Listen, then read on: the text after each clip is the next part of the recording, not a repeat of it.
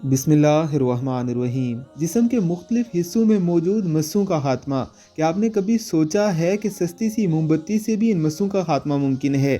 आइए आपको बताते हैं डॉक्टर उम्मे राहील का बताया हुआ ऐसा हैरत अंगेज़ नुस्खा जो कर देगा मस्सों का जड़ से खात्मा।